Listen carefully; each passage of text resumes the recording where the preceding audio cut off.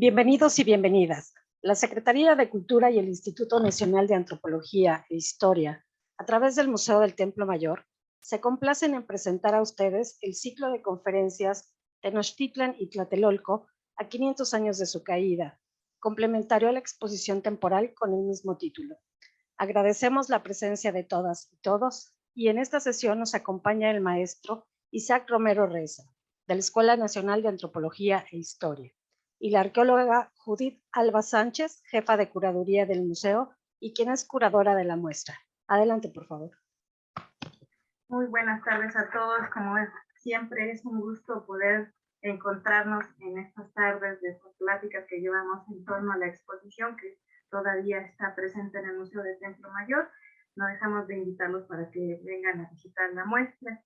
Y bueno, vamos a seguir con este ciclo de conferencias que es complementaria precisamente en algunas temáticas que nosotros tenemos en la puesta. No todas las temáticas que se han presentado pues están desarrolladas en una amplitud. Generalmente la gente nos ha preguntado cosas acerca de lo que ve en las exposiciones, en la colección o temáticas complementarias, y este es el objetivo de las conferencias. Y pues en esta tarde vamos a tener precisamente lo que ha sido la continuidad, en lo que hemos hablado un poco de las fuentes históricas, metodología, historiografía, la arqueología, y pues también hay que ver un poquito más adelante lo que va a ser una transformación en ideología. La sesión pasada ya estuvimos platicando un poco con lo que fueron aspectos religiosos y también aspectos de procesos políticos y sociales en torno a los grupos que también estuvieron participando en este proceso de la conquista. También vamos a ver un poquito más allá cuáles serían las repercusiones también que fueron post conquista. Entonces esta tarde les prepararon algo muy especial. Primero que nada quiero agradecer a nuestro invitado. Muchísimas gracias, Isaac, por haber aceptado participar con nosotros. Y voy a leer primero tu semblanza, después ya pasamos a tu presentación. Muy bien. El maestro Isaac, es que eres muy conocido también por la gente que te sigue en Facebook.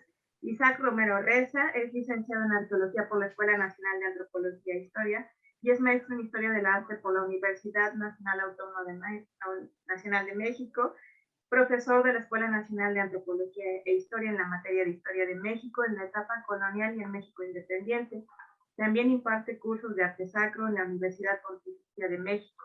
Ha publicado sobre el tema de la Virgen de los Remedios en Arqueología Mexicana y además pues eres un gran conocedor también de los sitios con los asentamientos coloniales, en la iconografía, algunos de los temas que también has manejado. Entonces, pues adelante este campo. En esta tarde nos traes dos devociones fundamentales, los remedios y Guadalupe, conquista, sincretismo e imágenes de una nueva identidad novohispana.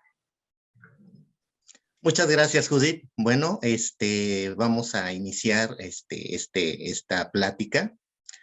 Primero doy las gracias al Museo del Templo Mayor, a la directora, a la doctora Patricia Ledesma, a ti, Judith, gracias por la invitación de antemano, a todo el equipo que está detrás de técnico para llevar a cabo este ciclo. Muchas gracias por el apoyo.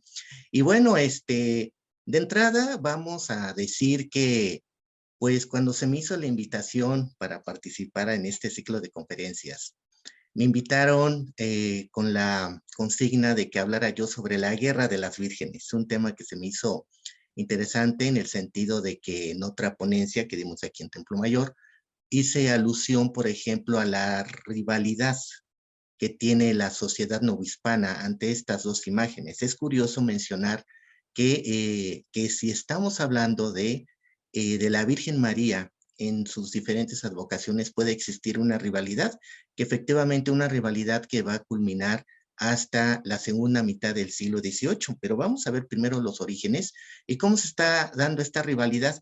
Hay que entenderla, una rivalidad hecha por la misma sociedad entre españoles, indígenas, criollos, que van creando una devoción muy peculiar a cada una de estas imágenes.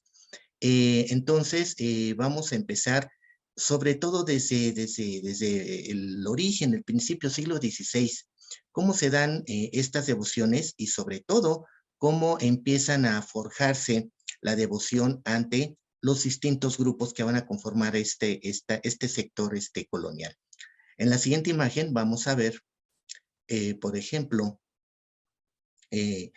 aquí vemos la Virgen de los Remedios y la Virgen de Guadalupe, dos devociones fundamentales que fueron el origen prácticamente de la sociedad novohispana.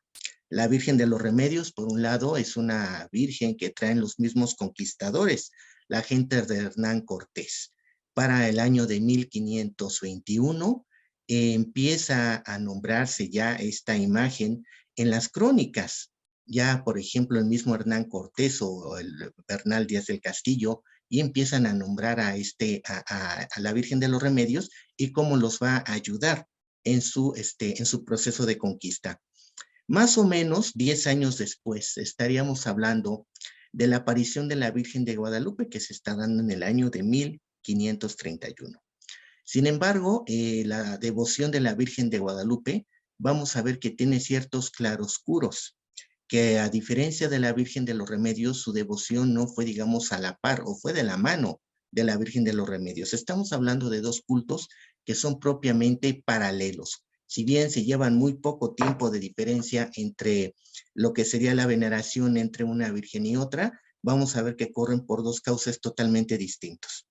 En la siguiente imagen vamos a ver los santuarios, ¿no? En la actualidad, cómo están conformados los santuarios, tanto de los Remedios como Guadalupe.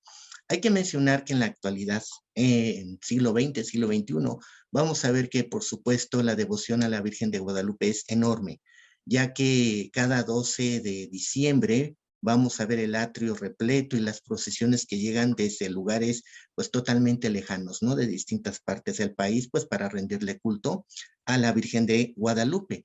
Sin embargo, vemos también el santuario de la Virgen de los Remedios, que es una devoción más local, que se encuentra en el municipio de Naucalpan, en el Estado de México, y bueno, ahí se venera cada 1 de septiembre, y que por supuesto también va a congregar a varios fieles para su festividad. Sin embargo, estos santuarios no se fueron dando de la noche a la mañana, tuvieron que pasar todo un proceso para su formación y conformación. Estaremos mencionando que, por ejemplo, en ambos casos, tanto para la Virgen de los Remedios como para la Virgen de Guadalupe, empiezan sus devociones en pequeñas capillas, ¿no? Los santuarios se empiezan a formar hasta el siglo XVII y es así poco a poco como se está dando este proceso de difusión para ambos cultos.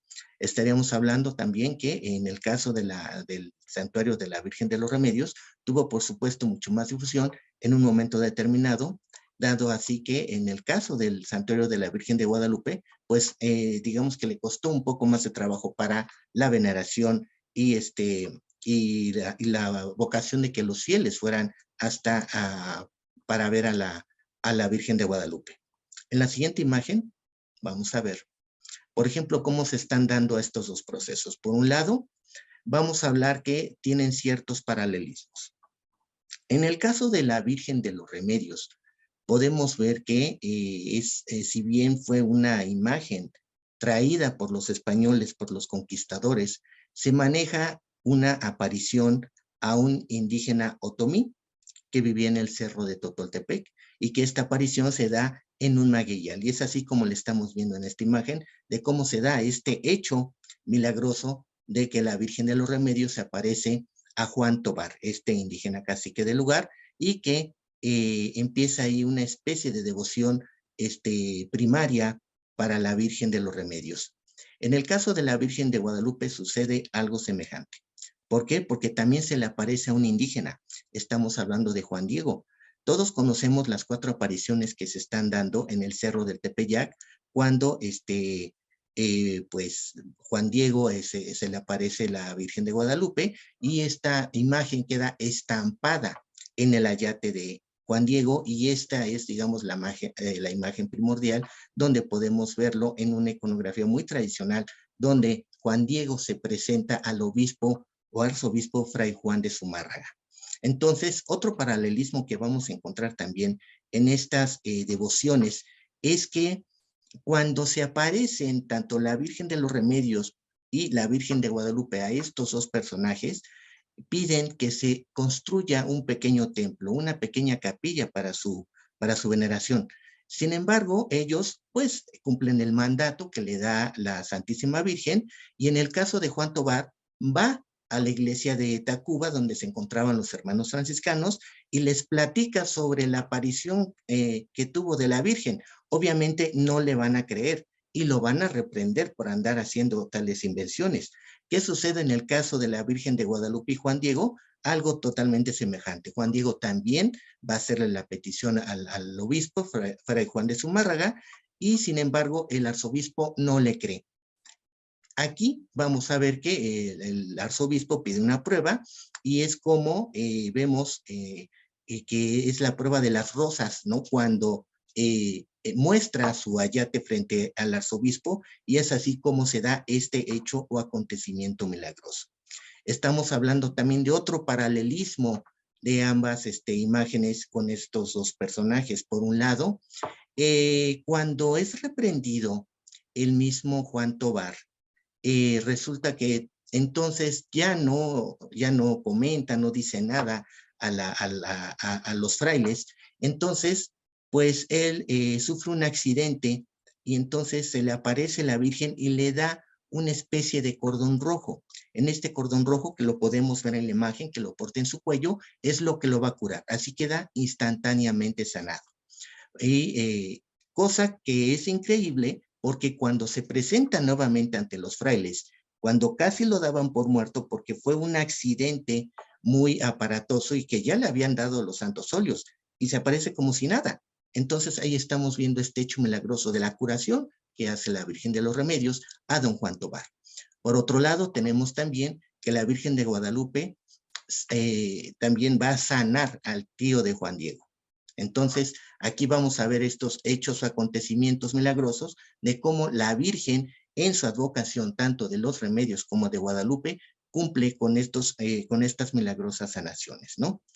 En las siguientes imágenes vamos a ver, por ejemplo, nuevamente la parte de los santuarios. A ver, primero, hablar antes del santuario, primero tenemos que hablar cómo se empiezan a formar estas pequeñas capillas en ambos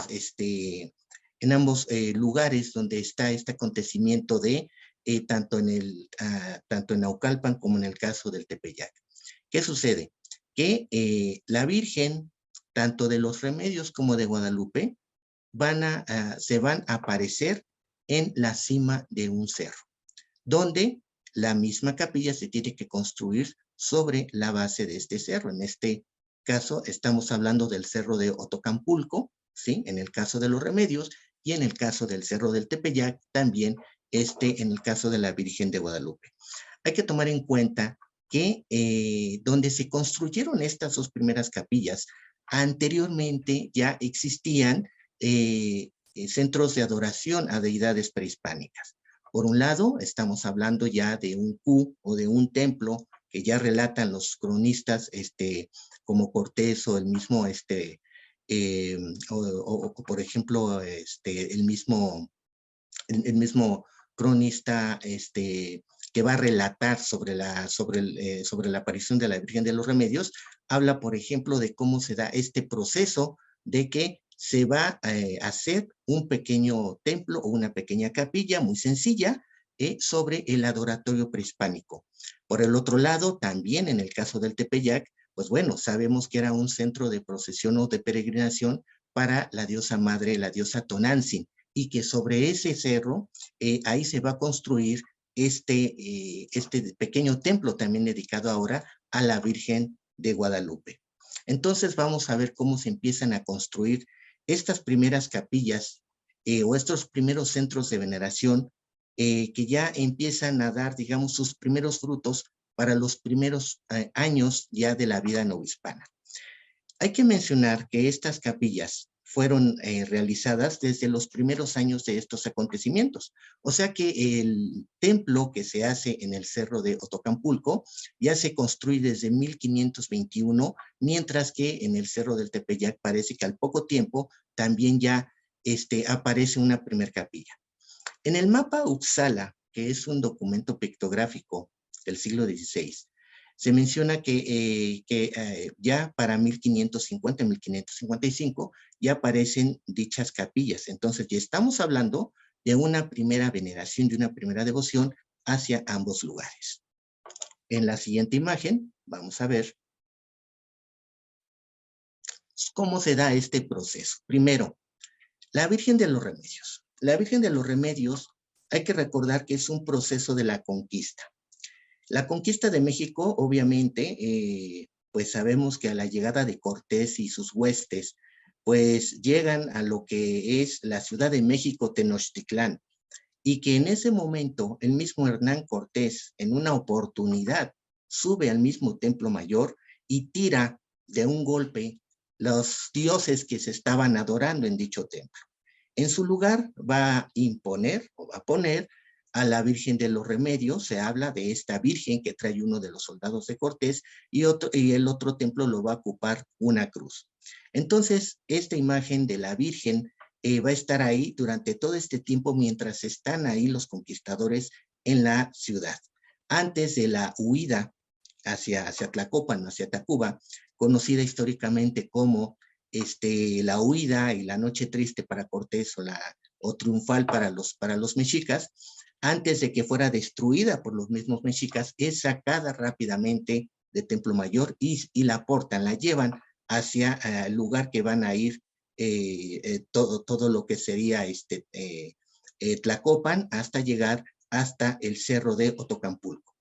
Algo muy importante que hay que resaltar que a partir de ahí, ante esta primer derrota que tiene Hernán Cortés, es donde empieza a buscar el apoyo de esta Virgen. No sin antes mencionar que la Virgen de los Remedios, se dice con algunos cronistas, que ayudó a los conquistadores a repeler este ataque echándole tierra en los ojos a los mexicas, a los que estaban atacando a los españoles, y que solamente así pudieron escapar, ¿no? Entonces se va a hacer un pequeño templo, algo muy sencillo, para poner ahí a la Virgen, pues que remedió en ese momento la situación muy caótica de los españoles. Sin embargo, cuando la Virgen de los Remedios es establecida en esta pequeña capilla, los españoles se reorganizan, obviamente, y se regresan a Tlaxcala para planear nuevamente una estrategia, ¿no? En contra de los mexicas. ¿Qué pasa con la Virgen de los Remedios? ¿Qué pasa con esa pequeña imagen? Bueno, resulta que quedó ahí abandonada, quedó tirada. Parece que ya no se la llevaron los conquistadores, sino quedó ahí, pues, vamos a llamarlo así, olvidada en ese lugar. Y es así como vemos que en realidad quedó por un tiempo prácticamente abandonado hasta que años después llega Juan Tobar y la encuentra debajo de un maguey. Por eso es muy importante mencionar que el origen de la Virgen de los Remedios no se da tanto por un proceso milagroso, sino por un proceso que vamos a llamar la conquista de México. ¿Por qué? Porque es la Virgen protectora de los españoles, la Virgen protectora de los conquistadores, y que posteriormente va a ir cambiando poco a poco la devoción, que vamos a ir comentando en estos momentos.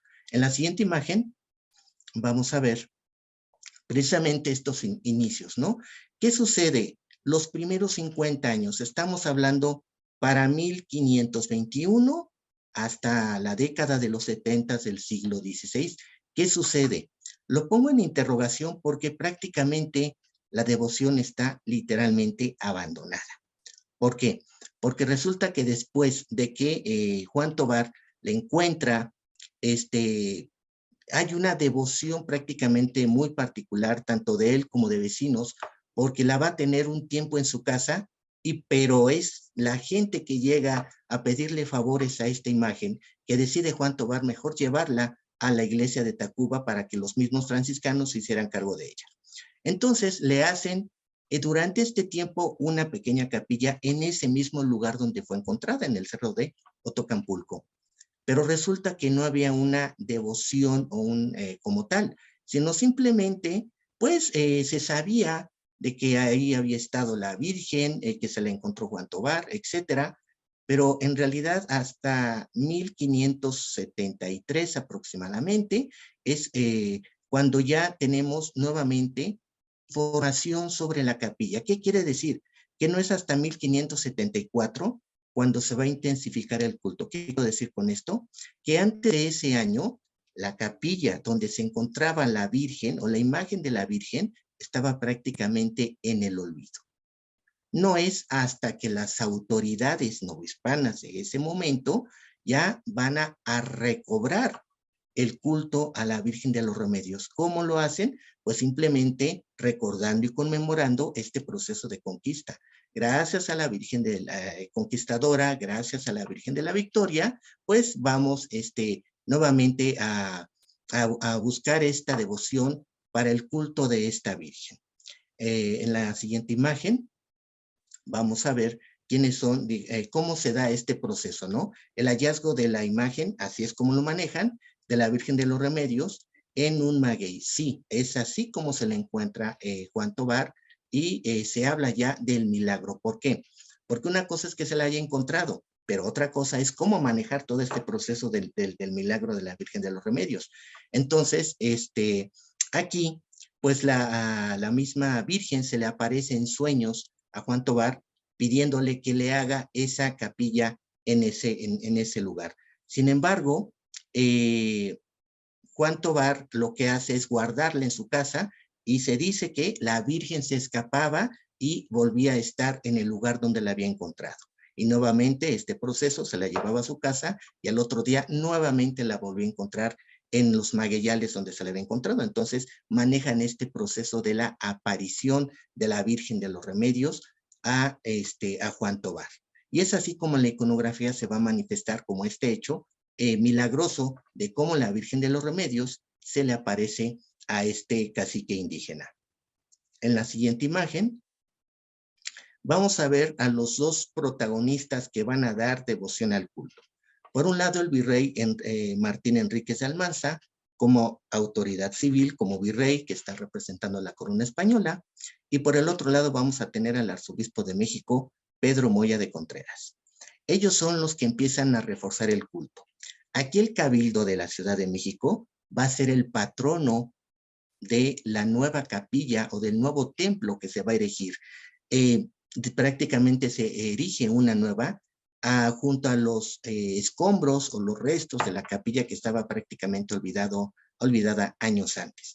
Entonces, tanto el virrey Martín Enríquez como el arzobispo son los que empiezan a impulsar ya una devoción a la Virgen de los Remedios y vamos a considerar que empieza aquí algo muy importante. Va a ser una devoción por parte no solo de los españoles, sino también por parte de los indígenas. Entonces aquí se va a conjugar algo muy interesante y muy importante, que sería, por un lado, el fervor por parte del pueblo, por parte de los lugareños, pero también por parte de las autoridades. Aquí hay que resaltar algo muy importante. Si bien el arzobispo de México es el que impulsa la devoción, en realidad los que toman la pauta y el control sobre la devoción de la Virgen de los Remedios van a ser las autoridades civiles.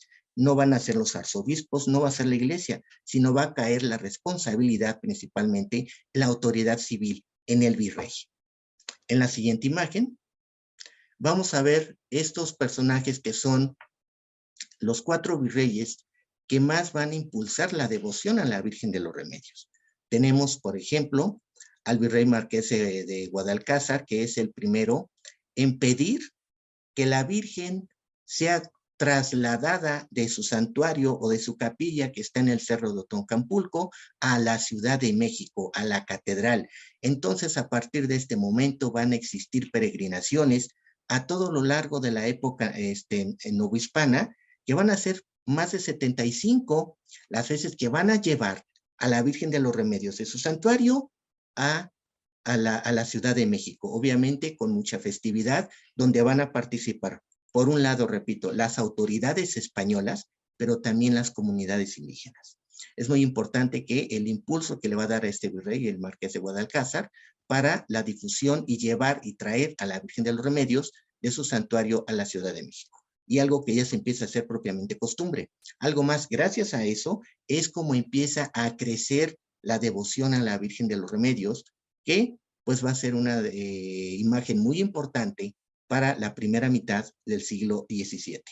Tenemos al virrey Marqués de Gelbez y al virrey Conde de Monterrey. Ellos dos van a hacer su devoción mucho más grande hacia la Virgen de los Remedios, porque ellos piden que se hagan plegarias, que se hagan oraciones o que se hagan rogativas hacia la imagen de la Virgen. ¿Por qué? Porque aquí la Virgen se va a empezar a utilizar para algo muy importante. Se le va a pedir para remediar las situaciones muy difíciles que van aconteciendo en ese momento en la colonia. ¿Cuáles son? Las epidemias. Entonces, cada vez que hay una epidemia, se tiene que trasladar la Virgen de los Remedios a la Ciudad de México para que logre remediar la situación de la enfermedad y la gente quede pues sanada o curada. Y por otro lado también se le va a invocar para el problema de las sequías. Cuando había años totalmente faltos de lluvias y que pues obviamente el campo estaba totalmente seco ante la falta del vital líquido, entonces nuevamente se le invocaba a la Virgen de los Remedios para pedir la petición de lluvia. Entonces estos virreyes tuvieron mucho que ver en estas peticiones para que fuera muy popular en ambos casos. Por un lado, remediar las situaciones de las epidemias y por el otro lado, para remediar la situación de la sequía. Y algo muy importante, yo creo que la década de los 20 del siglo XVII es importante porque sucede una serie de acontecimientos.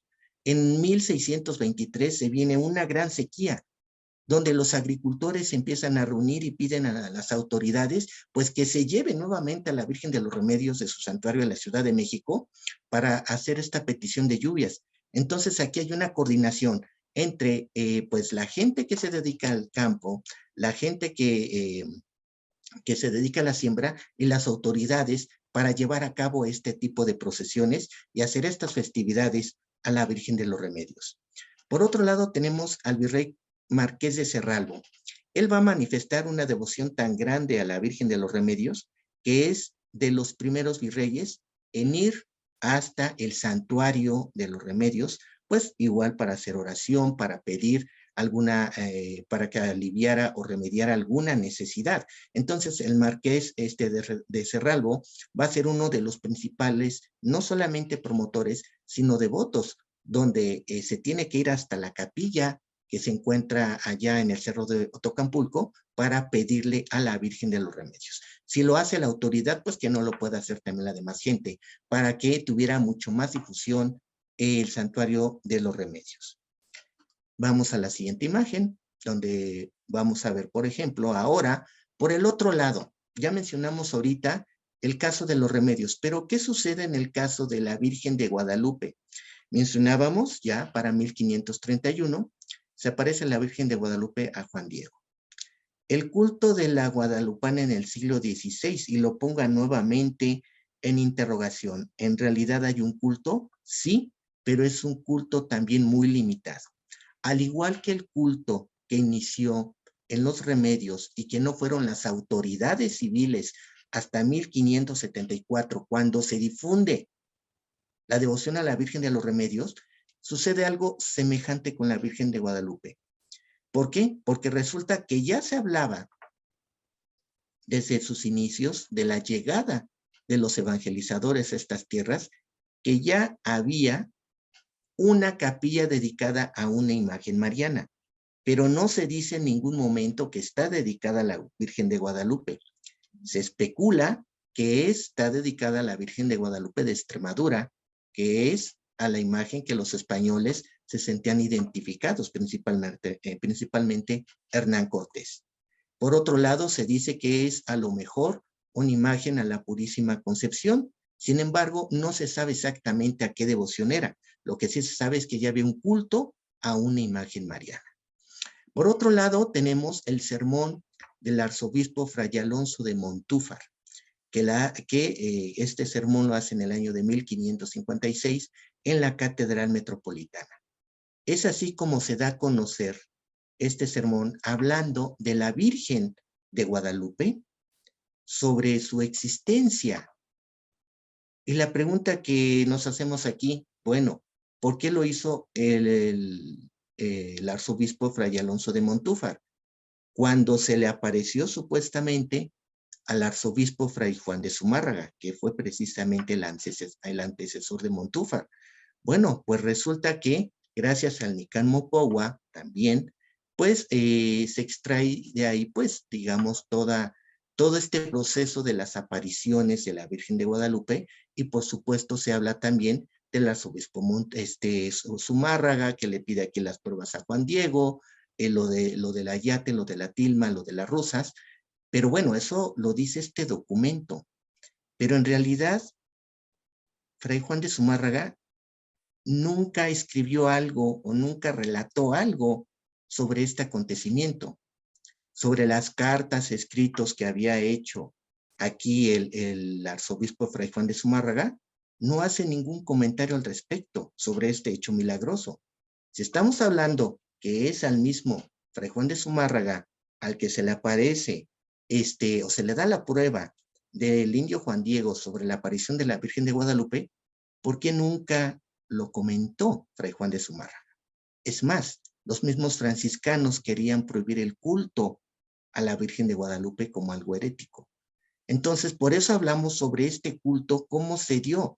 Es Montúfar el que ya empieza a mencionar a la Virgen de Guadalupe, pero no estamos hablando ya de una devoción grande, simplemente ya está en el cerro del Tepeyac o de Tepeaquilla, también como se conocía en ese entonces, pues el culto a la Virgen de Guadalupe, pero simplemente como algo también muy local o algo muy pequeño hasta ese momento. Hablamos para el año de 1622 cuando se intensifica la devoción. Es a partir de ese año cuando ya empieza a surgir en los escritos, en las actas, sobre el santuario de la Virgen de Guadalupe. Estamos hablando ya hasta el siglo XVII, cuando ya empieza a existir una devoción un poco mayor hacia la imagen del Tepeyac. Pero sin embargo, eso tampoco es algo que vaya a definir, digamos, las grandes devociones que van a surgir efecto en la devoción popular, sino que al contrario, simplemente se menciona, pues, que ahí está un culto en el Cerro del Tepeyac, tiene su santuario, pero no pasa nada más. Luego se viene la gran inundación de 1629. En dicha inundación, entonces sí, vamos a hablar de ya un parteaguas, cuando ya en ese momento en que la Ciudad de México sufre una gran inundación que dura aproximadamente 4 años. Entonces, el arzobispo de México es el que trae a la imagen a la catedral del Tepeyac, a la catedral, para que empiece a remediar esta situación de la inundación. O sea, es la primera vez en 1629, 1630, cuando se trae a la Virgen de Guadalupe del Tepeyac a la Ciudad de México. Que si lo contrastamos, por ejemplo, con la Virgen de los Remedios, pues estamos viendo que la Virgen de los Remedios ya era muy cotidiano traerla desde su santuario a la ciudad. Repito, para invocarla para las grandes sequías, y a partir de este momento la Virgen de Guadalupe se va a pedir su protección y que remedie la situación de las inundaciones. Entonces es aquí donde ya vemos, digamos, un parámetro mayor, donde la Virgen de Guadalupe empieza a tener más presencia en la población de la ciudad. En 1636 aparecen las noticias del Santuario de Guadalupe. Nuevamente estamos hablando que la información ya es muy tardía. Y para 1648 se empieza a hacer ya difusión del culto guadalupano. Es aquí el padre Miguel Sánchez, que escribe ya sobre las apariciones de la Virgen de Guadalupe, que ya se le empieza a dar una formalidad y sobre todo una difusión, digamos, mucho más plena sobre la imagen y sobre sus apariciones. En la siguiente imagen vamos a ver, por ejemplo, al virrey Lorenzo Suárez de Mendoza, conde de La Coruña. Una situación más ligada a lo político que a lo religioso. ¿Por qué? Porque cuando estuvo este virrey poco tiempo en su mandato para 1580, 1583 aproximadamente, es el primero en decir que la recepción de los virreyes, recepción y despedida, se haga en el Cerro del Tepeyac, en el Santuario de Guadalupe. ¿Qué quiero decir con esto? Que no habla tanto sobre la devoción a la imagen, sino que más bien cada vez que llega un virrey o salga un virrey de la Ciudad de México, el Tepeyac tiene que ser este lugar de encuentro, donde se tienen que entregar el bastón de mando. Hay que recordar que el virrey no tomaba posesión en la ciudad, lo tenía que hacer a las afueras de la ciudad. Entonces, un lugar que va a señalar el virrey conde de La Coruña es que sea precisamente, elige el Tepeyac para que sea este lugar del cambio de posesión entre el virrey saliente y el virrey entrante. Nada más. Vamos a la siguiente imagen, donde entonces estamos viendo aquí ya para el siglo XVII, pues la imagen de la Virgen de los Remedios ya tiene una difusión muy grande. Estamos hablando que la Virgen de los Remedios acapara toda esta veneración, no solamente de la ciudad, sino también de los alrededores. No solamente de los indígenas, sino también de los españoles, de las autoridades, también de grupos de comerciantes, de hacendados, y también de grupos que se dedican al campo, labradores, tanto de Tepoztlán, de Tacuba, de Chalco, de Cuautitlán, de todas estas regiones que están alrededor, pues para pedir sobre todo esta invocación a la Virgen de los Remedios en estos momentos de sequía. Por eso decía yo que el siglo XVII, en la década de los 20, es muy importante porque para los primeros años, 1622, 1623, hubo una gran sequía, que todos estos grupos pidieron que la Virgen de los Remedios fuera a la ciudad para pedir lluvias, hacían la petición de lluvia. Pero ¿qué sucede años después? 1629, se vino una tormenta tan grande que prácticamente inundó a la ciudad y que dura esta inundación 4 años. Entonces, primero tenemos un momento de gran sequía y luego tenemos un momento de abundantes lluvias, ¿no? Que va a provocar pues también muchos problemas para la vida de la ciudad y la vida cotidiana de los pobladores de la Ciudad de México. Sin embargo, aquí la Virgen de los Remedios ya es totalmente popular. La devoción, si bien no se puede llamar universal, sí es muy importante en ese momento. Caso contrario a la Virgen de Guadalupe, apenas estaba saliendo del anonimato. Estamos hablando que la imagen empieza a ser más importante precisamente después de la inundación de 1629. Vamos a ver la siguiente imagen, donde vemos a estos dos protagonistas sobre la devoción de la Virgen de Guadalupe. Tenemos primero al arzobispo Juan Pérez de la Serna y al arzobispo Francisco Manso y Zúñiga. Dos personajes claves, porque estamos hablando que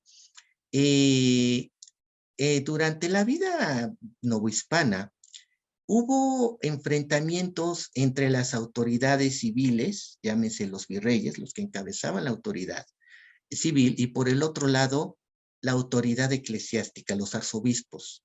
Estos llamados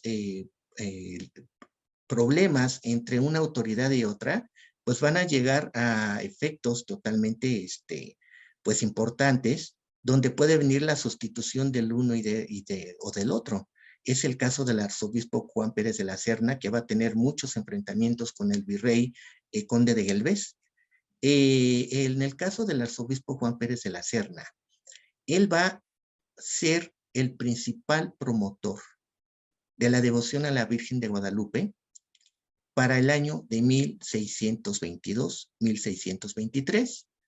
Como la autoridad civil estaba totalmente enfocada a la Virgen de los Remedios, entonces ahora es la iglesia, la autoridad episcopal, la que se va a hacer cargo de la difusión de la Virgen de Guadalupe. Entonces es el arzobispo Juan Pérez de la Serna que empieza a buscar esta publicidad, y vamos a decir publicidad, porque manda a hacer las primeras imágenes para la veneración a la Virgen de Guadalupe. Busca también el apoyo de diferentes sectores para hacer una nueva iglesia, y es gracias al arzobispo Juan Pérez de la Serna cuando se construye un nuevo templo. Se menciona un templo de artesonado que va a tener el santuario del Tepeyac. Después de esa pequeña ermita que viene el cerro, se construye una iglesia mucho más grande, y obviamente se le debe al arzobispo Juan Pérez de la Serna por hacerle difusión a la imagen y lo milagrosa que era. Por otro lado, tenemos al arzobispo Francisco Manso y Zúñiga. Este arzobispo es el que trae a la Virgen de Guadalupe durante la inundación de 1629 del Cerro del Tepeyac a la Ciudad de México.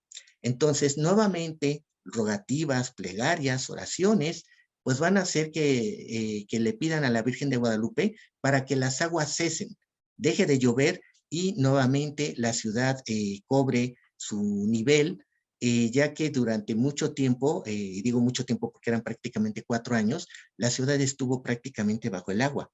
Entonces, el arzobispo Francisco Manso y Zúñiga, pues le dice al virrey, gracias a la Virgen de Guadalupe, gracias a los milagros que nos está haciendo nuestra Santísima Madre de Guadalupe, las aguas van bajando en la Ciudad de México. El virrey le dice, pues ¿está seguro? Porque resulta que más bien las aguas están bajando porque están buscando su cauce natural, no por hechos milagrosos. Y aquí viene algo muy importante. El virrey que le reprocha al arzobispo Manso y Zúñiga es uno de los virreyes que va a los santuarios de la Virgen de los Remedios. Estamos hablando de este virrey que va y pide que la gente vaya hasta los remedios para hacer oración y plegarias a la Virgen de los Remedios. Es el mismo que va a negar lo maravilloso que puede ser la Virgen de Guadalupe en un hecho tan milagroso como sería el descenso de las aguas. Y estos enfrentamientos se da entre una autoridad y otra, ¿no? Es muy interesante ver cómo ya empieza a existir aquí ya un pleito entre las autoridades por estas dos advocaciones, ¿no? Y empezamos a ver una cierta guerra entre estas imágenes por las autoridades, tanto civil como religiosa. Vemos la siguiente imagen. Y bueno, no es hasta el siglo XVIII cuando ya empieza una difusión total a la Virgen de Guadalupe. Gracias a los méritos, por ejemplo, ya habíamos mencionado en 1648 del padre Miguel Sánchez, Luis Lazo de la Vega, Luis de Becerra y Tanco, Francisco de Florencia, también de Lorenzo Buturini, cuando ya empezamos a hablar de un movimiento guadalupano. Y aquí hablo de un tercero en discordia. Todavía hasta el siglo XVI y siglo XVII, de veneraciones propiamente pobres a veneraciones ya mucho más ricas en sus cultos, repito, era entre españoles e indígenas. Sin embargo, entra aquí un tercero en discordia, que son los criollos, porque son los criollos los que empiezan a hacer esta difusión al culto guadalupano.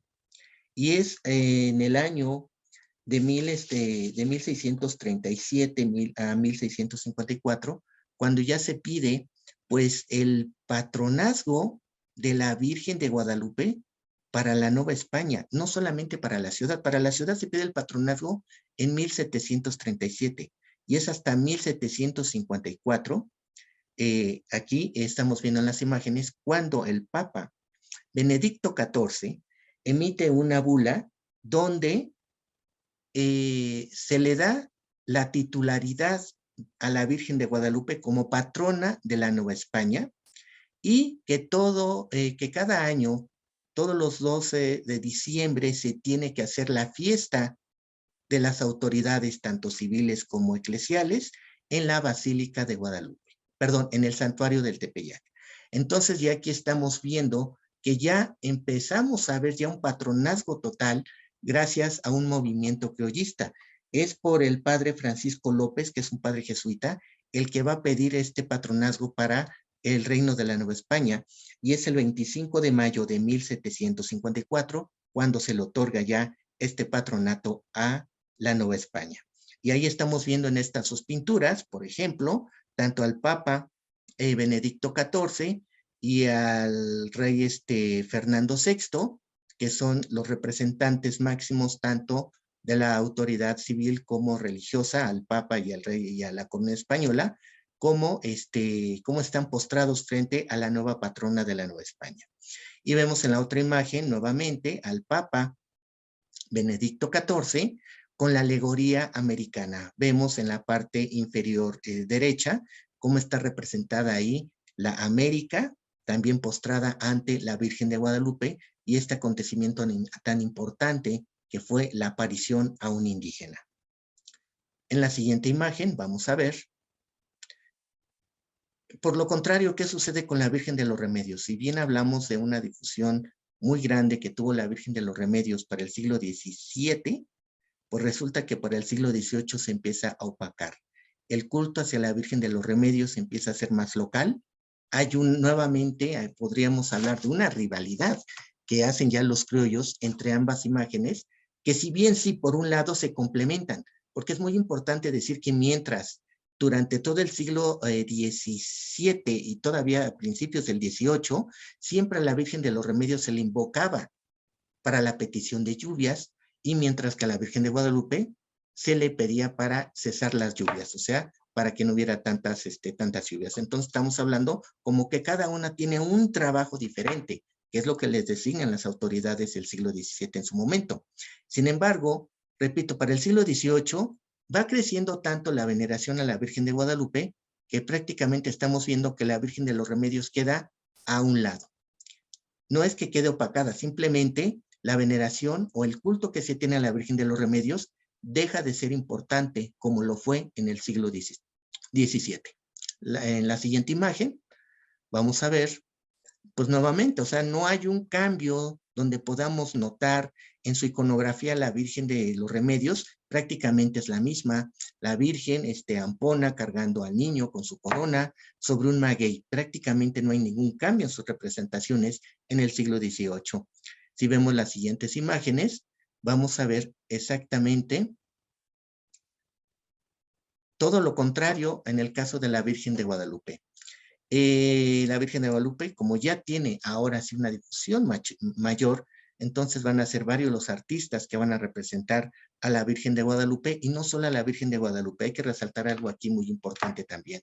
Es la devoción a la Virgen de Guadalupe, pero también resaltar al indígena que se le apareció, en este caso Juan Diego. Vamos a ver por separado, por un lado a la Virgen de Guadalupe y por otro lado al indio Juan Diego, porque tuvo el prodigio de ver a la Madre de Dios, se le apareció, tuvo esa convicción de que él fue el afortunado, un indio náhuatl, donde va a tener, pues, digamos, toda esta parafernaria de mostrar en su ayate a la Virgen de Guadalupe junto con las rosas. Entonces, aquí hay una difusión, por un lado, sí, a la imagen de la guadalupana, pero por otro lado también la exaltación del indio Juan Diego, que en el caso de la Virgen de los Remedios no fue así. Y eso es algo importante mencionar, porque en el caso de la Virgen de los Remedios, se menciona a la Virgen de los Remedios, pero no a Juan Tobar. Como fue un culto español, parece que a los españoles no les interesó resaltar al indígena Juan Tobar, que también se le apareció a la Virgen de los Remedios, sino simplemente lo hacen a un lado, y para los españoles la imagen principal es la Virgen de los Remedios. Algo contrario que hacen los criollos es, por un lado, la Virgen de Guadalupe, su veneración, y por el otro lado, la exaltación del indio Juan Diego. Vemos en la siguiente imagen, ya la representación de la Virgen de Guadalupe empieza a ser más universal. La vamos a encontrar en distintos retablos, portadas, imágenes, donde vamos a ver la Virgen de Guadalupe, pero también las distintas apariciones que tiene con el indio Juan Diego. En la siguiente imagen vamos a apreciar también, por ejemplo, que la vamos a empezar a ver de distintas formas a la Virgen de Guadalupe, como por ejemplo en el retablo principal de la iglesia de San Francisco Javier en Tepozotlán, está dedicada a la Virgen de Guadalupe. Recordemos que su promoción empezó por un padre jesuita. Por el otro lado vamos a ver, pues también en el caso de que la Virgen de Guadalupe es coronada por la Santísima Trinidad y está sobre las 3 esferas que porta ahí San Francisco de Asís. Entonces, la universalidad que va a tener la Virgen de Guadalupe ya no solo va a ser bueno, españoles entre comillas, sino más bien va a ser indígenas, mestizos, criollos, y estamos hablando de las distintas órdenes religiosas también que le van a rendir este culto. En la siguiente imagen vamos a mencionar cómo se representa aquí por un lado a la Virgen de Guadalupe. Es muy interesante ver, por ejemplo, la imagen de la izquierda, donde vemos a la Virgen de Guadalupe como la fuente de agua viva. Y en la parte inferior cae el agua, y en unos pequeños vasos o recipientes tenemos ahí a los representantes del reino español y a los representantes también de la Nueva España, ¿sí? A los señores tanto de un reino, del reino de España, como del reino de la Nueva España, para que difundan esta agua viva que es la Virgen de Guadalupe. Y por el otro lado, bueno, llegamos a lo que sería la representación, pues sin más ni más artística, por ejemplo, de cómo tenemos ahí a la Trinidad, sobre todo Dios Padre, como el pintor, que fue el que realizó esta pintura de la Virgen de Guadalupe como un hecho divino, un hecho milagroso, un hecho extraordinario, y que no fue a través de la mano del hombre, sino de la mano de Dios. En la siguiente imagen vamos a ver cómo empieza la difusión no solamente aquí en la Nueva España, sino también en las tierras ultramarinas. Aquí vemos estos dos ejemplos de cómo se empezaron a hacer esculturas de la Virgen de Guadalupe, por ejemplo, en China o en las Filipinas, donde estamos viendo, por ejemplo, en la imagen de la izquierda, un trabajo en madera con incrustaciones de marfil. Y cómo vemos el rostro de la Virgen de Guadalupe totalmente con rasgos asiáticos. No rasgos mexicanos, sino rasgos asiáticos, porque fueron artesanos filipinos los que hicieron este tipo de imagen y que fueron traídas también, obviamente, de Filipinas a México. O vemos esta imagen de porcelana, que ya es más contemporánea, pero también vamos a ver a la Virgen de Guadalupe con estos rasgos totalmente asiáticos. En la siguiente imagen, vamos a ver que, bueno, también a la Virgen de Guadalupe se va a representar en las familias muy importantes, como es el caso de la familia de los condes de Nuestra Señora de Guadalupe del Peñasco. Vemos ahí a la familia que está postrado ante la imagen de la Virgen de Guadalupe, que ya es más común que en el siglo XVIII representar a estos grupos de poder relacionándolos con una imagen religiosa. En este caso va a ser con la Virgen de Guadalupe. Si vemos la siguiente imagen, vamos a ver ahora sí un enfrentamiento ya para finalizar o terminar ya mi intervención. Pues ya en el siglo XIX, pues resulta que con la invasión en 1808 de los franceses a España, los españoles o las autoridades españolas piden que se traiga a la Virgen de los Remedios una vez más a la Ciudad de México para remediar esta situación invasora de los franceses a España. Era cuando aquí ya los enconos se encontraban más entre criollos y españoles. ¿Por qué? Porque los criollos van a criticar esta actitud de llevar, a ver, van a sacar a la Virgen de los Remedios de su santuario para hacer una propaganda más de índole político. Entonces estas críticas, pues obviamente va a ser muy fuerte, pero sin embargo, la población misma va a hacer que la Virgen de los Remedios pase de convento en convento femenino. Aquí Luis González Obregón nos narra en su obra de que la Virgen de los Remedios fue pasando de un convento a otro, pues para hacerle estas plegarias, las calles también se revestían pues de diferentes adornos para hacerle las peticiones en contra de los franceses a la Virgen de los Remedios. Pero fue en el convento de San Jerónimo, donde se les ocurrió a las monjas jerónimas vestir a la Virgen de los Remedios de la generala, ponerle un bastón de mando y un pequeño sable al niño Jesús. Y a partir de ahí se le va a conocer como la generala. Y bueno, en esos momentos parece que fue buena idea, porque después de salir del convento de San Jerónimo, en los conventos subsiguientes la van a considerar no solamente como la Virgen de los Remedios, sino ya como esta Virgen Generala, y viene aquí ya una tradición de llamarla como la Generala de los ejércitos realistas. Es una petición que hacen hacia las autoridades novohispanas. En la siguiente imagen, vamos a ver al virrey Francisco Javier Venegas, que es al que se le hace la petición de darle un grado más, subirle el grado, que no solamente sea la generala y la capitana de las fuerzas realistas. Sin embargo, el virrey Francisco Javier Venegas, no, al final de cuentas no da esta autorización y solamente se le va a quedar como la Virgen Generala de las fuerzas realistas. ¿Qué sucede? Ya hablamos para 1810, los momentos de la independencia. Ahora sí vamos a hablar de una guerra entre vírgenes porque van a existir estos enfrentamientos. Por un lado, del ejército realista que van a tener como patrona la Virgen de los Remedios.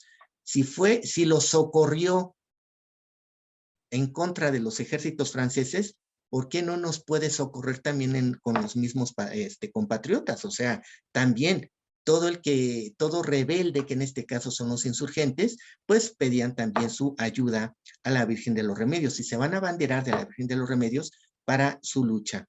En la siguiente imagen vamos a ver, por otro lado, pues a la Virgen de Guadalupe como patrona del ejército insurgente. Patrona del ejército insurgente porque si por un lado los españoles van a tener, mejor dicho, los peninsulares van a tener o se van a abanderar de la Virgen de los Remedios. Por el otro lado, sabemos que Miguel Hidalgo, cuando da el grito de independencia allá en Atotonilco, agarra el estandarte y lo va a enarbolar también para su movimiento armado. Y aquí vemos una imagen más que clara, donde vemos una forma totalmente apoteótica del padre Miguel Hidalgo con el estandarte de la Virgen de Guadalupe. Entonces aquí ya empieza una serie de luchas entre un bando y otro y por ende entre una imagen y otra. Al grado de llegar hasta cierto tipo de eventos que por demás son exagerados. Si vemos la siguiente imagen, vamos a observar en el caso de los insurgentes, cómo lo fue Miguel Hidalgo, José María Morelos, Agustín de Iturbide, Ignacio López Rayón, van a ser fervorosos guadalupanos. Y vemos en la imagen donde se encuentra ahí Miguel Hidalgo, detrás el retrato de la Virgen de Guadalupe, que es quien va a ser la patrona de este movimiento armado. Por otro lado, tenemos también quien la llevaba junto con él fue el general José María Morelos y Pavón. Y aquí quiero relatar la siguiente anécdota. Se dice que cuando un ejército y otro tomaba el sitio enemigo, hacían una serie de fusilamientos simbólicos. ¿Qué quiero decir? Se dice que cuando el ejército realista tomó Cuautla, dejaron, parece que a la imagen de la Virgen de Guadalupe, y el ejército realista le hizo su juicio y la fusiló simbólicamente. Y por el otro lado también se decía que también hacían lo propio los insurgentes. Si tenían en las manos alguna imagen de la Virgen de los Remedios, también le formaban su consejo de guerra y la fusilaban. O sea, esto pasó durante todo el proceso de independencia. Aquí sí podemos hablar de un enfrentamiento total de estas dos imágenes por ambos bandos. Por un lado, de los insurgentes y por otro lado, de los peninsulares. Y bueno, Agustín de Iturbide, que él fue quien consumó la independencia, antes de entrar a la Ciudad de México, se postró en el Tepeyac y le dio gracias a la Virgen de Guadalupe por su triunfo. Y finalmente, pues él es el que crea la orden la orden condecorativa de Guadalupe.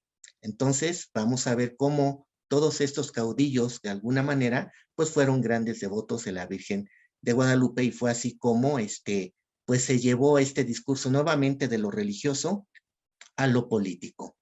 Y vemos finalmente la siguiente imagen, donde observamos, pues traje esta para cerrar nuevamente en el discurso político, 100 años después, 1810, 1910, en el centenario de la independencia, cómo el gobierno de Porfirio Díaz utilizó nuevamente este recurso redentorista, donde utiliza la imagen de Miguel Hidalgo nuevamente con el estandarte de la Virgen de Guadalupe y la redención del indio, ¿no? Cómo está ahí el indígena frente al padre Hidalgo ante su liberación de los españoles. Al fondo vemos el trono español que quedó del otro lado del mar, ¿sí? Al final de cuentas, ya estamos hablando de este proceso de libertad.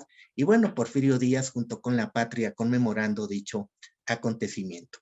Pues con esto cierro. Gracias. Y bueno.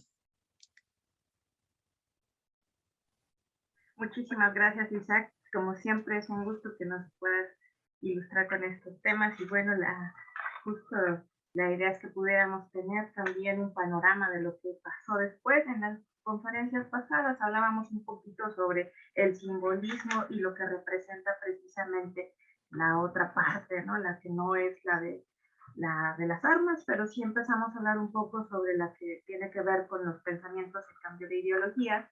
Ya estuvimos viendo un poco que también fue un proceso difícil y que también implicó un cambio rotundo. O sea, eso es lo que estábamos viendo. y la idea también era complementar cómo fue precisamente haciéndose ese cambio de lo que fue en primer momento la batalla o la comprensión o la adaptación que también se hace de lo que fue la ideología española, después va siendo de poco a poco una mezcla hasta que la criolla de realmente lo toma otra vez como un estándar. Bueno, por aquí vamos a empezar con tienen muchísimas preguntas, pero quiero mandar muchos saludos a toda la gente que nos está siguiendo. Siempre tenemos aquí gente bonita que nos está siguiendo. Saludos especiales para Armando, que siempre está en todas las presentaciones, a toda la gente que nos sigue aquí en el Distrito Federal, a la gente del Estado de México, por aquí nos mandan saludos desde Cautla, desde Quintana Roo también muchísimos saludos, a la gente que también ha hecho posible toda la parte técnica, como decías, pues también le mandamos un bonito saludo desde aquí. Vamos a empezar con esto, nos dice Hugo, ¿a qué se debe que una Virgen o santo sea más popular, por así decirlo, que otro? ¿Cómo? A ver, no escuché bien la pregunta. ¿A qué se debe que una Virgen o santo sea más popular, por así decirlo, que otro? Por la devoción y la difusión que se le hace a la imagen. En el caso particular de la Virgen de los Remedios, si tuvo una gran difusión fue precisamente por revalorar nuevamente todo este proceso de conquista. A ver, si no hay una devoción, es porque no hay difusión. Y lo decimos coloquialmente, santo que no es visto, no es adorado. Entonces, si hubo un cierto abandono de la Virgen de los Remedios en el siglo XVI, porque prácticamente las autoridades así lo dejaron. Y las mismas autoridades posteriores van a revivir este proceso de la Virgen de los Remedios como esta Virgen de la Conquista. Ah, fue la Virgen que ayudó a Hernán Cortés y todo este proceso para, pues, poder estar, digamos, nosotros, ¿no? En el poder, si lo vemos desde el punto de vista español. En el caso de los indígenas, por la misma veneración de los milagros que fue haciendo pues la Virgen de los Remedios, principalmente al mismo Juan Tobar, ¿no? Entonces, como en el caso particular de la Virgen de los Remedios, podríamos hablar de cualquier otro santo. Mientras haya difusión, hay veneración. Pero si no se le da esta difusión propiamente por alguna cuestión importante, entonces esa devoción se va a perder. Rápidamente, nada más para cerrar la pregunta. Antes había en el siglo XVI, XVII, XVIII, en la época novohispana, pues veneración a varios santos que hoy en día prácticamente no existen. ¿Por qué? Porque estamos hablando ya de dos sociedades totalmente diferentes, porque tuvieron un porqué, una importancia en difundir a ese santo. Por ejemplo, San Sebastián. San Sebastián fue muy importante para el siglo XVI y ya hoy en día pues solamente se le venera en alguna iglesia dedicada a él, ¿no? De forma muy, muy local. Muy bien, pues aquí también están haciéndome un comentario un poco complementario a lo que nos mencionaba sobre el Cerro de los Remedios, donde ponen a la Virgen, que es en Acapulco, y ahí fue depositada la imagen de los remedios que sale con los hispanos en la noche del 30 de junio de 1520, y Sí. arriba de dicho cerro, el día Julio I, en donde fue enterrada en una pequeña caja de madera, fue la que preció de la misa católica hispana encima de los adoratorios gemelos, supongo, de ese lugar. Sí se sabe sobre de esta idea de que está depositada en una cajita. Sí, sí, porque así se comenta en las crónicas, sobre todo, ahorita se me escapa el nombre de este fraile mercedario, que fue el primero en hacer una gran obra relativa a la Virgen de la Merced y hace este relato, que se editó para el año de 1619, 1620, ya me acordé, el padre Cisneros, es el padre Cisneros, el que hace recopilación de toda esta información. Gracias, porque es interesante saber que por aquí mencionaban que pues no la pasaron a dejar, ¿no? Sin la botaron, sino que intencionalmente la enterraron por ahí para que después fuera recuperada. Y pues sí es importante saber si sí fue depositada en un contexto para que después la recuperaran, ¿no? Pues de ahí la importancia de saber si sí estaba depositada en una cajita. Sí. No sé si tienes algo más que aumentar en ese relato de donde la dejaron. No, ahorita no. Ok. También me dicen que si consideras que las similitudes entre ambas vírgenes, como aparecerse ante un indígena o la representación de ambas, todas estas cualidades que nos diste pareadas muy bien entre una virgen y otra, se haya hecho con toda intención o crees que fue solamente casualidad? No, por supuesto se hizo con toda la intención, porque aquí lo importante era que los indígenas, era la conversión a los indígenas. Por eso yo mencionaba en un principio de la Virgen de Guadalupe. Antes de hablar de la Virgen de Guadalupe, se hablaba ya de una imagen mariana. La primer capilla que no fue dedicada a la Virgen de Guadalupe, sino fue una imagen mariana, parece que fue puesta por los mismos franciscanos, porque iniciaba todo este proceso de evangelización. Entonces, de alguna manera, iba dedicada totalmente pues para ellos, la conversión de uno u otro modo. En el caso de la Virgen de los Remedios, pues sucede algo semejante. ¿Por qué? A ver, no es precisamente gracias a los pobladores de ahí del cerro de Totoltepec y Otocampusco, los que siguen venerando a la Virgen de los Remedios, porque por parte de los españoles, por lo menos los primeros pobladores, ya no le hacían ningún caso. Entonces, eso va a hacer, pues, de que los indígenas tengan ese arraigo para seguirla venerando. ¿Qué necesitaba? Simplemente difundirla y ampliar aún más la devoción de la Virgen, ¿no? Y si vemos que, pues, si para 1580, 80 y tantos, más o menos, 1583, 85, la ciudad tuvo una epidemia muy grande, se habla de una gran peste, y invocan a la Virgen de los Remedios y se trae a la Ciudad de México, pues para hacerle plegarias, oraciones y que remediara la situación de la epidemia. La epidemia fue bajando. ¿Gracias a qué? Gracias al culto y gracias al conocimiento que ya tenían aquí tanto indígenas, más que por los españoles, fue gracias por los mismos indígenas, porque ya traían de por sí toda esta concepción de esta nueva religión, ¿no? Y por otro lado, hay que recordar que estas imágenes, tanto de la Virgen, principalmente de Guadalupe, sustituyó a la Madre Tonantzin.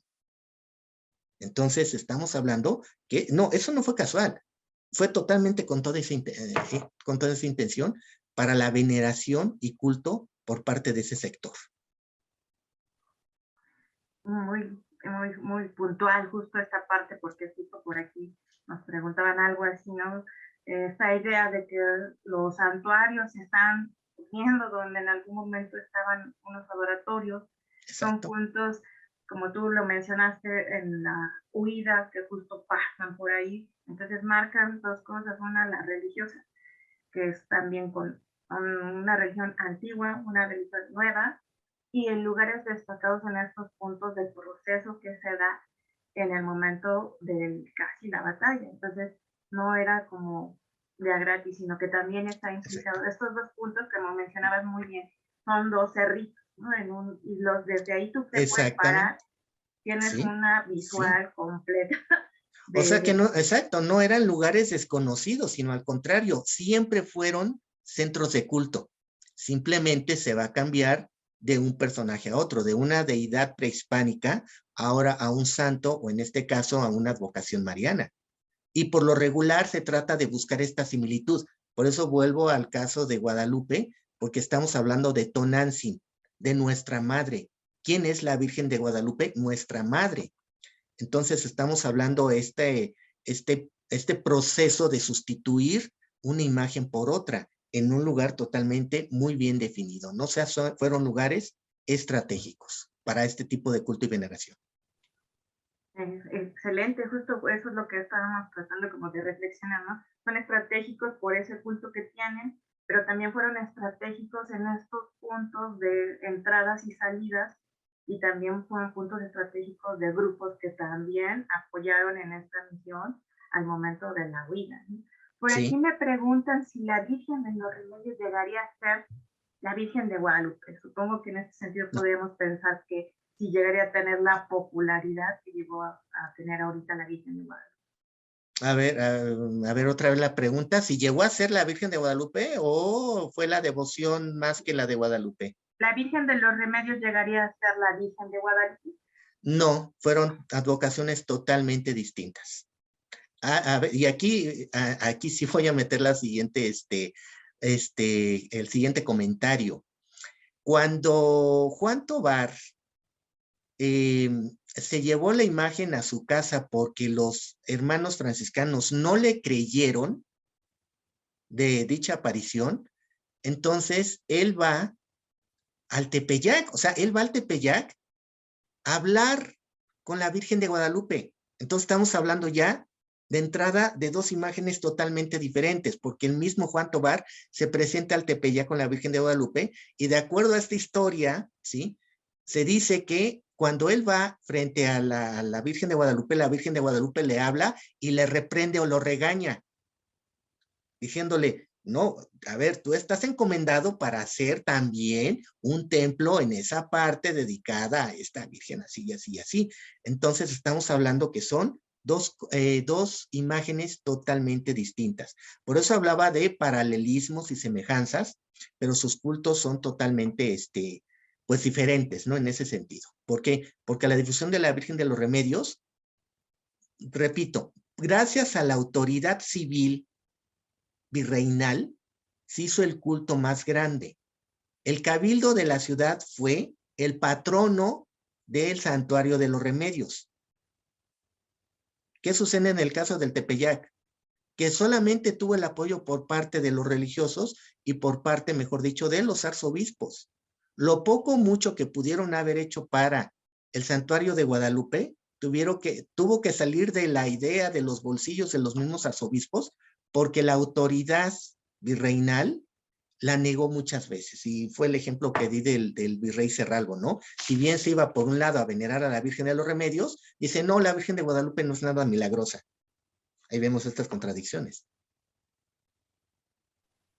Pues ahí está la apuesta, ¿no? Para que podamos ir reflexionando cómo sí, poco a poco los procesos sí, no se dieron de un solo momento, sino que implicó todo un discurso, por ejemplo, detrás de esto, un discurso político, en el totalmente. momento en que los virreyes están tomando partido por un lado, Sí. pero conforme nos vas presentando el panorama de cerca del siglo XVII, XVIII, vas transformándose. Y esto, tú que tienes mucha visión en iconografía, ¿cómo lo detectas justo en las representaciones, por ejemplo, en los óleos, para ver este tipo de cambios cuando ya tienes ahora una tendencia de otro tipo política? ¿Nos podrías a lo mejor compartir algo de cómo lo ves en el arte? Sí, bueno, las imágenes que presenté donde están las autoridades de la corona española, el rey Fernando VI, y por el otro lado el Papa Benedicto XIV, se le llevó al Papa Benedicto XIV una imagen que fue una pintura del artista Miguel Cabrera, ya un pintor muy reconocido en la Nueva España, muy prolífico, muy guadalupano, muy católico, y gracias a esa imagen que se la llevan al Papa, fue como él emite esta bula en 1754. Y a partir de ahí, ya no solamente es ver la Virgen de Guadalupe simplemente frente a Juan Diego, frente al niño Juan Diego, sino es ir incorporando nuevos elementos, como por ejemplo, a ver si ahorita encuentro, sí, a ver, por ejemplo, allá hay una pintura, sí, que pasó ahorita en la presentación, donde sacan del Salmo 147 que dice, no ha hecho nada semejante con ninguna otra nación. ¿Qué quiere decir con esto? Que después de esta fecha vamos a ver cómo resalta la iconografía mariana, repito, no solamente frente al niño Juan Diego, sino lo vamos a ver, por ejemplo, frente a otros santos, frente a las autoridades civiles, religiosas. Hay pinturas donde, por ejemplo, se pueden ver hasta los 3 reyes magos postrados frente a la Virgen de Guadalupe. Entonces, estas invenciones pictóricas se dan a partir de la segunda mitad del siglo XVIII, gracias a este acontecimiento, cuando ya la Virgen de Guadalupe es la patrona de la Nueva España. Entonces, la difusión va, bueno, ya no tiene límites y hay un cambio iconográfico muy grande, y por eso mencionaba, ¿y qué pasó con la Virgen de los Remedios? La Virgen de los Remedios se le siguió representando igual, salvo algunas diferencias, por ejemplo, en los llamados exvotos. nada más. Pero ahí, perdón, pero la difusión que le hicieron a la Virgen de Guadalupe fue aplastante contra la Virgen de los Remedios. Bueno, y siguiéndonos en este tema un poco de la iconografía y las representaciones, por aquí nos presentabas una imagen que me quedó muy grabada de la Virgen de Guadalupe, cómo la tienen con rasgos ya asiáticos cuando nos dices que son artesanos de Filipinas. La duda que me queda por ahí es, porque nos decías que los regresaban a México, la gente que va en misión, los jesuitas o franciscanos, así ya, ellos también se llevan ese culto de aquí hacia esos lugares. Sí, bueno, hay que tomar en cuenta que la Virgen, se empezaron a hacer estampas. Ya había mencionado que Juan Pérez de la Serna fue el primer difusor en ese sentido de la imagen de la Virgen de Guadalupe a través de estampas y grabados. O sea, tiene que sacar de su bolsillo para mandar a hacer, por ejemplo, un grabado de la Virgen de Guadalupe para 1623, 24 aproximadamente, hasta Flandes. O sea, busca una imagen de la Virgen, la llevan hasta Europa para que en Europa hagan ya este grabado ya más grande sobre la Virgen de Guadalupe y darle mayor difusión. Y sobre este grabado y empiezan a hacer las nuevas estampas para difundirla entre los fieles. ¿Qué sucede en el caso de los, por ejemplo, de las Filipinas, de esta colonia también española? Pues hay que recordar que pues que se llevó también la difusión de la Virgen de Guadalupe en la segunda mitad del siglo XVIII. Aquí yo no me atrevería a decir tanto por jesuitas o franciscanos, sino por la misma gente, los mismos criollos o los mismos navegantes empiezan ya a llevarse alguna estampa, alguna imagen de la Virgen y piden que se la hagan allá. Mira, tenemos esta estampa y queremos que nos hagas una imagen con estos rasgos o estas características.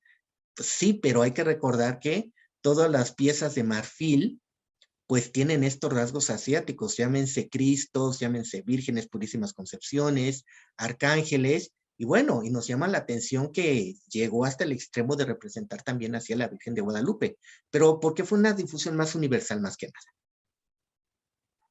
Gracias por la aclaración. Por aquí tengo un comentario y una pregunta. Me dice Armando, en el evento de la inundación de 1629, ha mencionado que la advocación de la Virgen de Guadalupe fue retirada del Cerro del Tepeyac. Sí. ¿El lugar a donde fue ubicada queda en el recinto de Santa Catarina? ¿Es correcta dicha ubicación?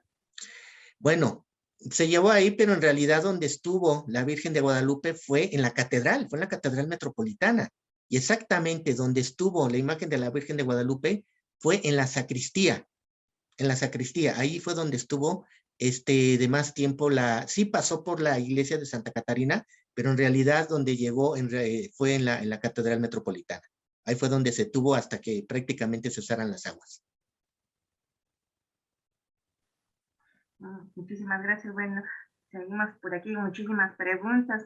Me dice Francisco, la principal devoción guadalupana se adjudica a los jesuitas y ya para inicios del siglo XVIII se levanta un nuevo templo, obra de Pedro de Arrieta.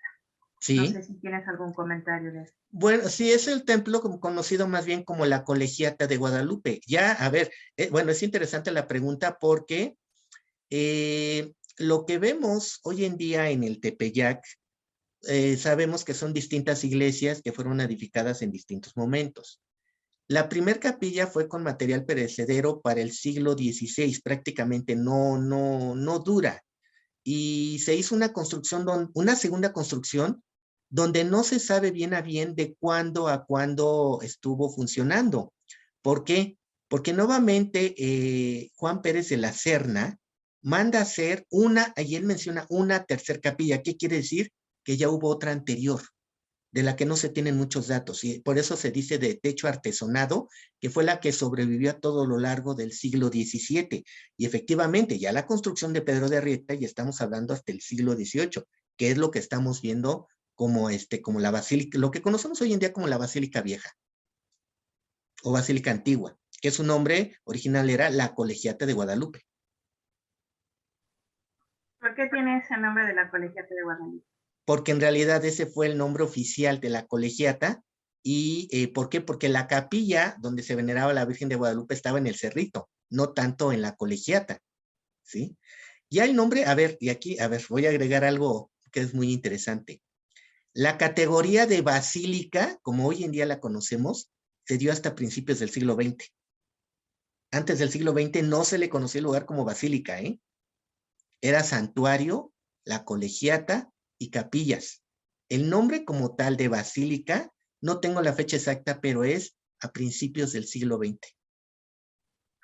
Justo ahorita me llama la atención un poco cuando mencionabas que también en estos lugares, sobre todo en el Tepeyac, es donde se da el lugar donde se escoge para el bastón de mando, que es el cambio de Sí, gobierno. Entonces, en sí. algún momento, eso también fue también la idea de tener, digamos, el control de cuál era la Virgen más famosa, más bien era por cuál era el centro que iba a representar este nuevo poder político y religioso.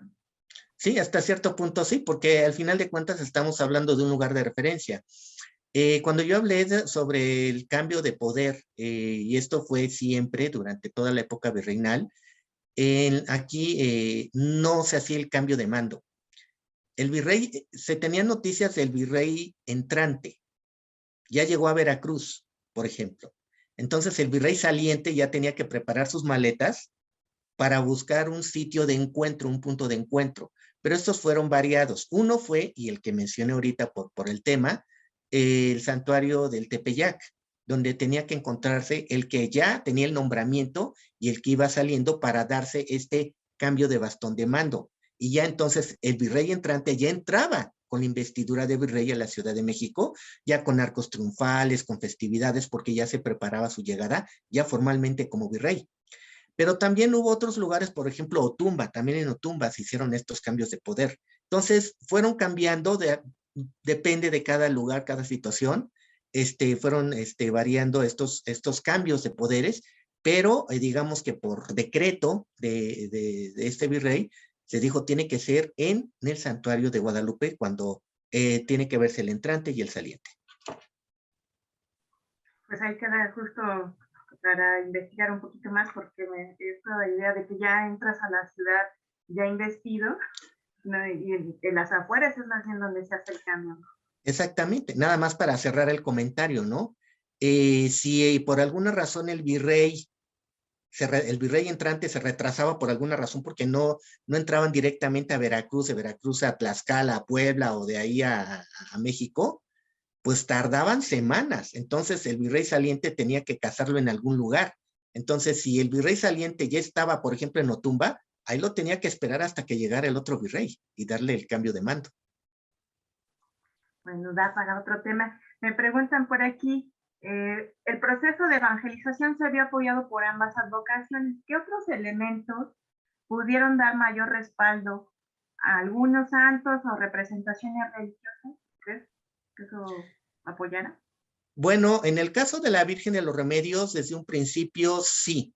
No podemos hablar de la Virgen de los Remedios como una sola protagonista de la conquista, sino también del apóstol Santiago. Cuando hablamos de todo este proceso de la conquista de México, estamos hablando de este binomio, porque los españoles, los conquistadores, fueron apoyados por la Virgen, en este caso la Virgen de los Remedios, y por otro lado por el apóstol Santiago. Ambos aparecen en esta necesidad de lucha de los españoles. En el caso de Tabasco, se menciona, ¿no? Bueno, y se apareció un hombre vestido de militar montado en un caballo blanco y pues, a lo mejor fue Santiago, ¿no?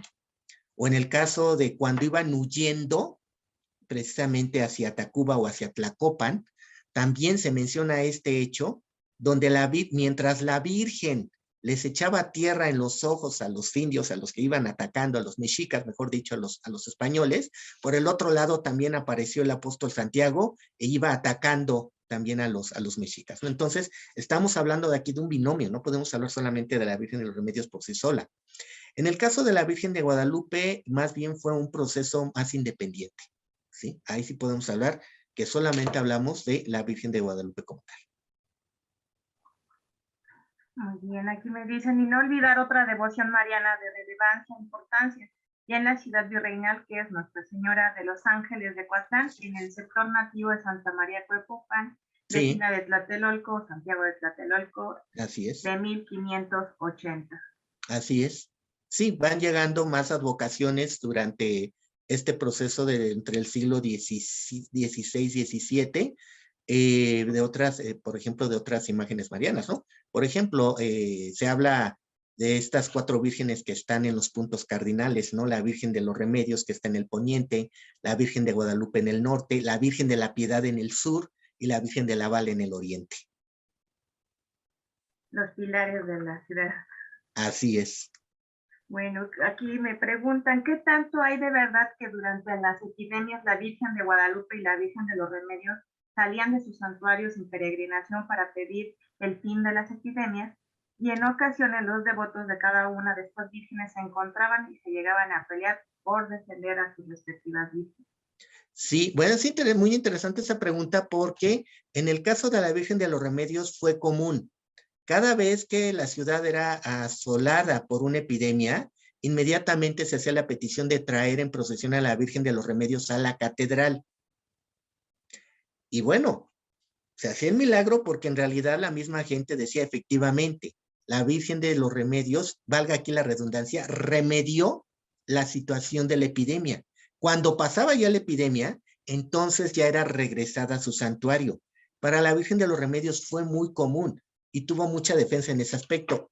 Caso contrario a la Virgen de Guadalupe, la Virgen de Guadalupe, repito, la sacan de su santuario hasta 1629, o sea, en el 1630, estamos hablando del momento de la gran inundación. Antes no. Y dicho evento causó muchas críticas de las mismas autoridades ante el arzobispo. ¿Y por qué sacó a la Virgen de su santuario? Si lo hacemos con la Virgen de los Remedios, ¿por qué no lo podemos hacer con la Virgen de Guadalupe?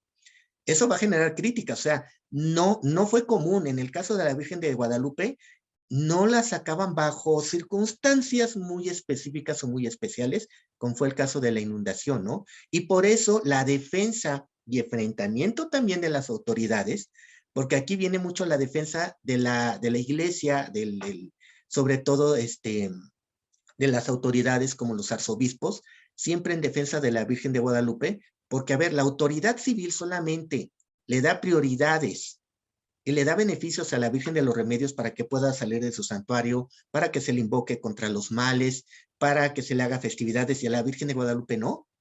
Tanto milagrosa es, y esto lo dijo el arzobispo Pérez de la Serna, tan milagrosa es la Virgen de los Remedios como tan milagrosa es la Virgen de Guadalupe. Y ahí viene mucha esa defensa, pero por parte de la iglesia.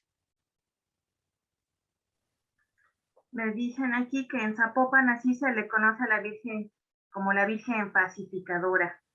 Y luego aquí también me preguntan, sin embargo, en la actualidad hay 3 vírgenes importantes, la de Guadalupe, la de Zapopan y la de Tala, con su peregrinación estilo Camino Santiago. Qué interesante es esto que nos recuerden esto. Sí, efectivamente, ya es lo que decimos, ¿no? Las devociones van cambiando de acuerdo a las necesidades que se tienen en cada época. Ahorita estamos hablando, por ejemplo, pues, sí, de la Virgen, por ejemplo, de Zapopan, de la Virgen de San Juan de los Lagos, por ejemplo, que también hoy en día tienen mucha devoción, y también hay muchas peregrinaciones hacia sus santuarios. No se diga en el caso del Señor de Chalma. Vamos con una figura ahora masculina, pero también mucha devoción hacia el Señor de Chalma, siendo su santuario que también estuvo en un lugar sagrado prehispánico, ¿sí? Por aquí te mandan saludos, Héctor Villa Gómez. Hola, Isaac, excelente conferencia. Como Muchas siempre, gracias. Gracias. ¿Sabes dónde se ubican los primeros 2 pequeños templos o capillas construidos en el Cerro del Tepeyac antes de los edificios actuales? En el cerro. De acuerdo al mapa Uppsala, por eso mencionaba yo en el mapa Uppsala, estuvieron en el cerro, eran sobre elevaciones, tanto del Tepeyac como de los Remedios. Por aquí te mandan saludos desde Pachuca, saludos allá a Otilia, que te está viendo también. Gracias, Otilia, igual saludos. Tepeyolot, Tlacatecolot, bueno, aquí me mencionan, ¿en qué se considera a la Virgen de Guadalupe como entidad de agua? ¿Se debe a algún sincretismo con algún dios adorado en la época prehispánica en esa misma zona? Bueno, no. Aquí hay que aclarar lo siguiente. Más bien a la que se le consideraba por las peticiones de lluvia era a la Virgen de los Remedios, no tanto a la Virgen de Guadalupe, pero aquí existe un problema.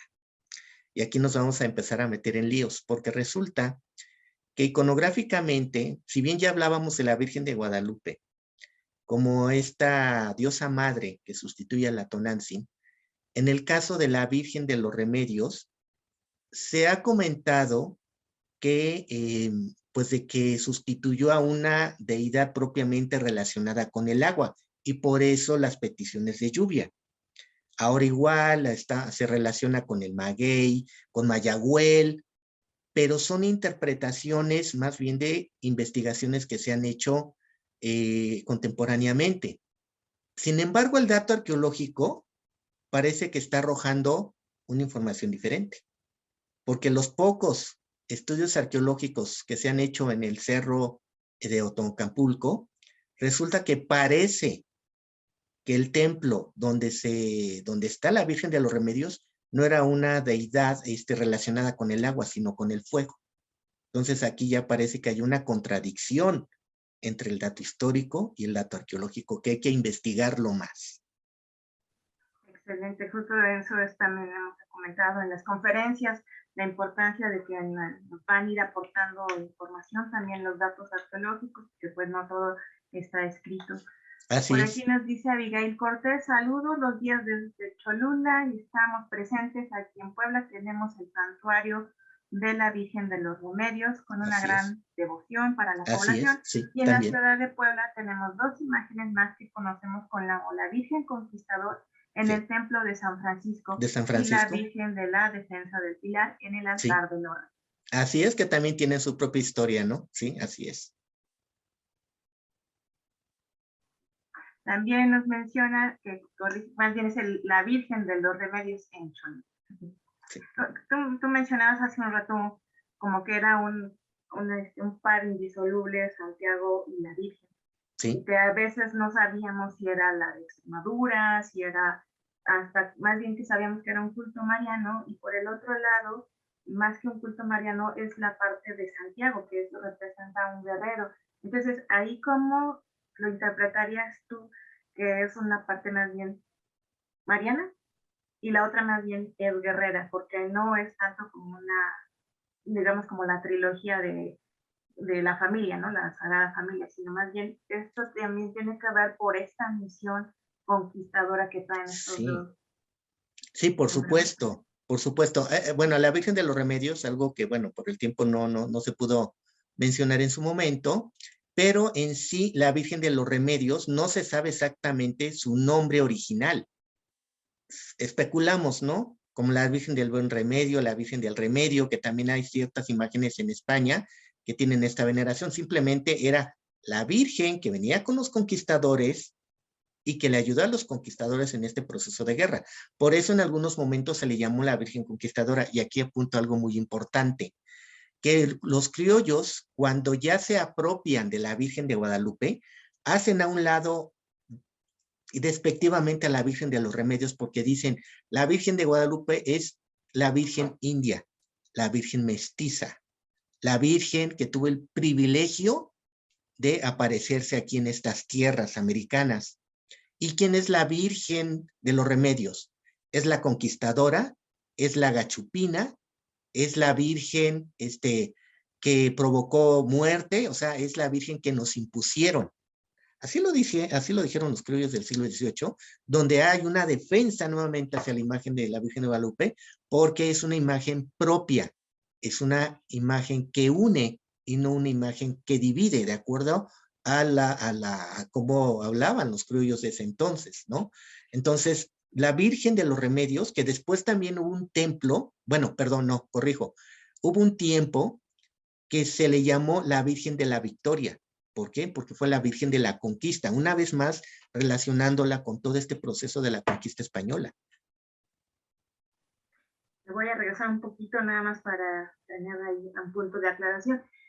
Esta idea de que tiene un culto mariano, bueno, cuando viene con una virgen, que es un culto mariano, y por el otro lado el culto de Santiago, que representa como esa avanzada militar que va a proteger al ejército, tenemos dos cosas. Una es una protección más bien como maternal que puedes maternal. investir la Sí, misma España y la otra sí, es alguien que te impulsa para la guerra.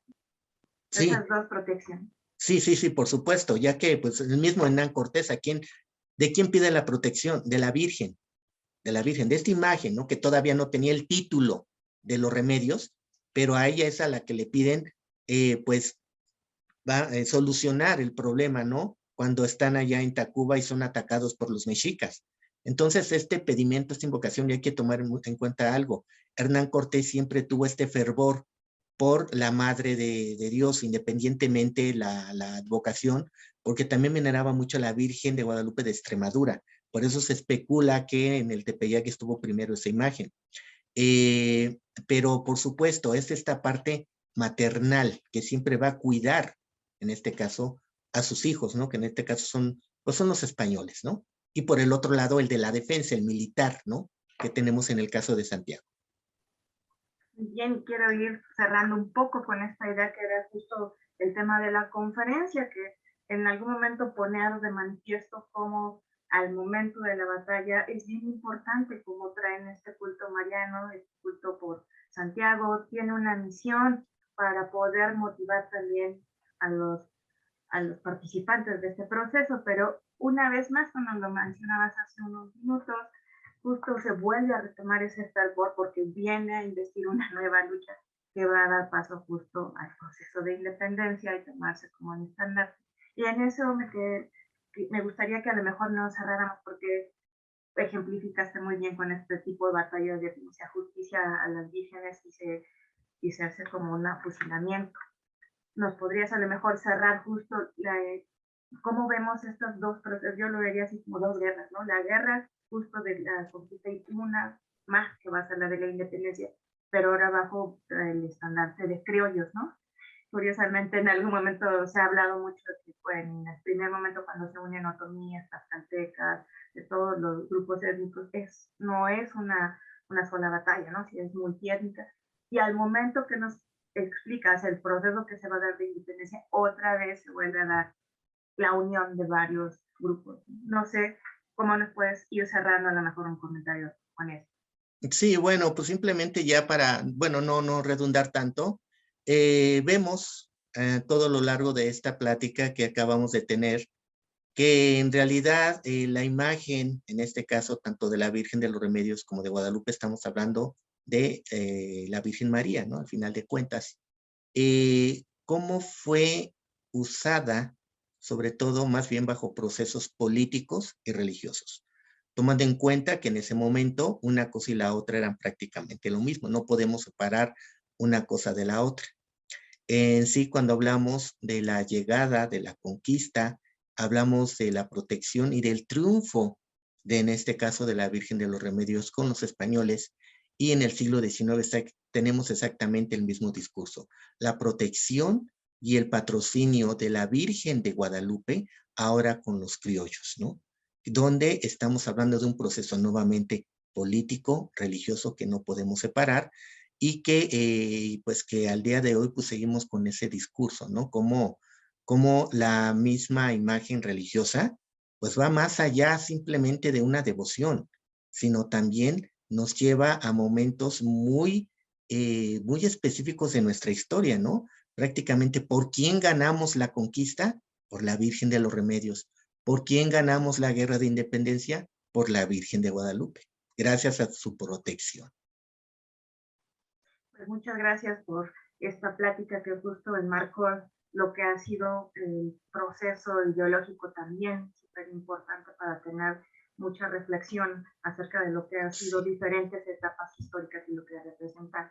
Muchísimas gracias por haber aceptado participar con nosotros, Isaac. Al contrario, muchas gracias por la invitación y un saludo y agradecimiento nuevamente a todos. Gracias. Quiero Gracias. aprovechar para que pongamos nuestro cartel de la siguiente conferencia, la pintura de la caja de agua de Tlatelolco, el rostro indígena novohispano. Vamos ahora con la parte arqueológica. Estaremos con el arqueólogo Salvador Guillén Arroyo. Por favor, síganos en esta transmisión y pues nos veo próximamente. Muy buenas tardes a todos.